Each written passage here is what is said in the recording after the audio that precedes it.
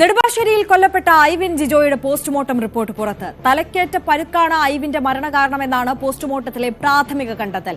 തല മതിലിലോ മറ്റോ ഇടിച്ചതായാണ് സംശയം. ശരീരത്തിൽ മറ്റു പരുക്കുകൾ ഉണ്ടെന്നും പോസ്റ്റ്മോർട്ടം റിപ്പോർട്ടിൽ പറയുന്നുണ്ട്.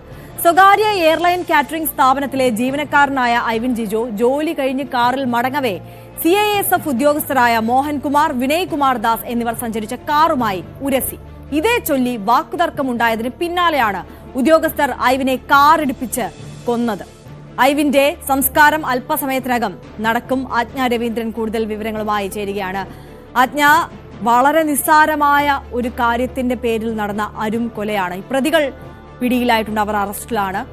മാത്രവുമല്ല, ഐവിൻ ജിജോ, ആ ചെറുപ്പക്കാരന്റെ വിയോഗം ആ കുടുംബത്തെയും നാടിനെയും ഒക്കെ ഒന്നാകെ വേദനിപ്പിച്ചതാണ്. ഐവിന്റെ സംസ്കാര ചടങ്ങുകൾ അല്പസമയത്തിനകം നടക്കുമല്ലേ?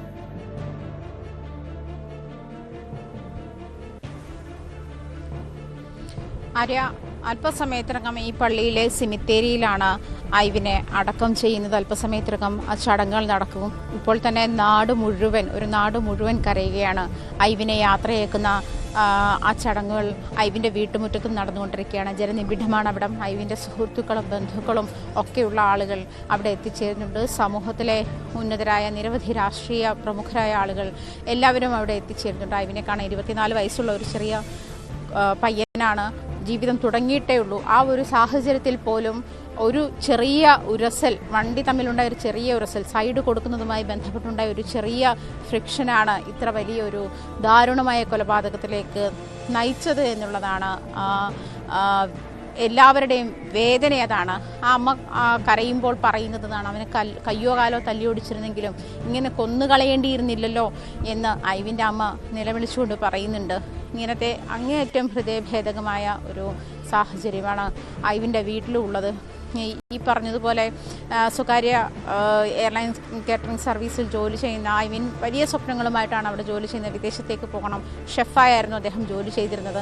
അങ്ങനെയുള്ള എന്തായാലും ഈ CSF സൈനികർക്കെതിരെയുള്ള നടപടികൾ കർശനമാക്കണമെന്ന് തന്നെയാണ് ആവശ്യമുയരുന്നത്. കാരണം CSF ഉദ്യോഗസ്ഥരിൽ നിന്ന് പ്രതീക്ഷിക്കേണ്ടുന്ന മിനിമം മര്യാദ പോലും അവരുടെ ഭാഗത്തുനിന്ന് ഉണ്ടായില്ല എന്നുള്ള ആരോപണം ശക്തമാണ്. മാത്രമല്ല, ഇവർ താമസിക്കുന്ന ഇടങ്ങളിൽ, അതായത് ഈ പറയുന്ന നായത്തോട് സ്ഥലത്ത് നിരവധിയായി ഇവർ CSF ജവാന്മാർ വീട് വാടകയ്ക്കെടുത്ത് താമസിക്കുന്നുണ്ട്. ആ പ്രദേശങ്ങളിലൊക്കെ ഇവരെ കൊണ്ട് വലിയ ബുദ്ധിമുട്ടുകൾ ഉണ്ടാകാറുണ്ട് എന്ന് നാട്ടുകാർ പ്രതിഷേധവുമായി വരുന്നുണ്ടെന്ന് യൂത്ത് കോൺഗ്രസ് CSFന്റെ ഹെഡ്ക്വാർട്ടേഴ്സിലേക്ക് പ്രതിഷേധ പ്രകടനം നടത്തി.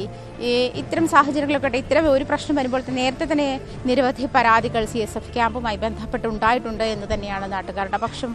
അതുമാത്രമല്ല, ഇവർ വേട്ടനായകളെ പോലെയാണ് റോഡിൽ പെരുമാറുന്നത് എന്നുള്ള ഒരു സാഹചര്യം കൂടി ഈ ഒരു വിഷയവുമായി ബന്ധപ്പെട്ട് ചൂണ്ടിക്കാണിക്കുന്നുണ്ട്. ഐവിനെ സംബന്ധിച്ചിട്ട് ഐവിൻ പട്ടി രാത്രിയിൽ കുറുക്ക് ചാടും, അതായത് നൈറ്റ് ഡ്യൂട്ടി ആയിരുന്നു, അതിന് കുറുക്ക് ചാടും, അതുകൊണ്ട് കാറെടുത്ത് പോയതാണെന്നാണ് വീട്ടുകാർ പറയുന്നത്. ബൈക്കിൽ പോകാതെ അതുകൊണ്ടാണ് കാറെടുത്ത് അന്ന് പോയത്, അതിങ്ങനെ അവസാനിക്കുകയും ചെയ്തു എന്ന് പറയുന്ന അവരുടെ ഒരു അങ്ങനെ ഇതൊന്നും സംഭവിച്ചില്ലായിരുന്നെങ്കിൽ ഒരുപക്ഷെ തങ്ങളുടെ മകൻ ജീവനോടെ ഉണ്ടാകുമായിരുന്നു എന്നുള്ള ഒരു മാനസികാവസ്ഥയിൽ തന്നെയാണ് ആ കുടുംബമുള്ളത്. എന്തായാലും ഈ 2 CSF ജവാന്മാർ ഉദ്യോഗസ്ഥരുടെ അറസ്റ്റ് രേഖപ്പെടുത്തിയിട്ടുണ്ട്. അവരെ അല്പസമയത്തിനകം കോടതിയിൽ ഹാജരാക്കും.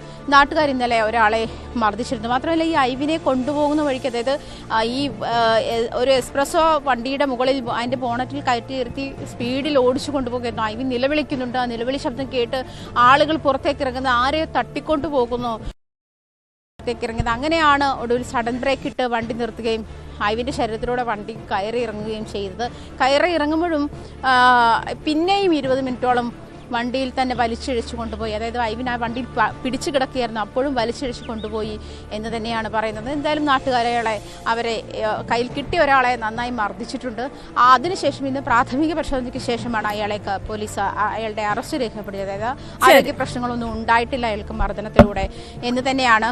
അതേസമയം ഈ പറഞ്ഞ ഈ 2 സൈനിക ഉദ്യോഗസ്ഥരെയും അല്പസമയത്തിനും കോടതിയിൽ ഹാജരാക്കും. ഇത് മാത്രമല്ല, ഈ ഒരു പ്രശ്നവുമായി ബന്ധപ്പെട്ട് സൈനിക ഉദ്യോഗസ്ഥർക്കെതിരെ അല്പസമയം മുൻപ് തന്നെ പ്രതിപക്ഷ നേതാവ് സന്ദർശനം നടത്തിയിരുന്നു. ഇത് ദാരുണമായ കൊലപാതകമാണ്, ഇത് കരുതി കുട്ടി കൊല്ലണമെന്ന് തന്നെ വിചാരിച്ച് തന്നെ ചെയ്തതാണ് എന്ന് കരുതി CSFക്കാർക്കെതിരെയുള്ള പരാതികൾ അന്വേഷിക്കണം. അത് സേനയെ മൊത്തം ഒന്നോ രണ്ടോ പേർ കുറ്റം ചെയ്തെന്നുള്ള സേനയെ മൊത്തം പ്രശ്നത്തിലാക്കാൻ കഴിയില്ല എന്നുമാണ് പ്രതിപക്ഷ നേതാവ് പ്രതികരിച്ചത്. ശരി, ആജ്ഞ രവീന്ദ്രനാണ് വിശദാംശങ്ങൾ നൽകിയത്. സ്പോട്ട് ലൈവിന്റെ സമയം ഇവിടെ അവസാനിക്കുകയാണ്. ഇടവേളയ്ക്ക് ശേഷം കാണാം ന്യൂസ് 3 ഭവ്യ പാർവതി ചേരും. നമസ്കാരം.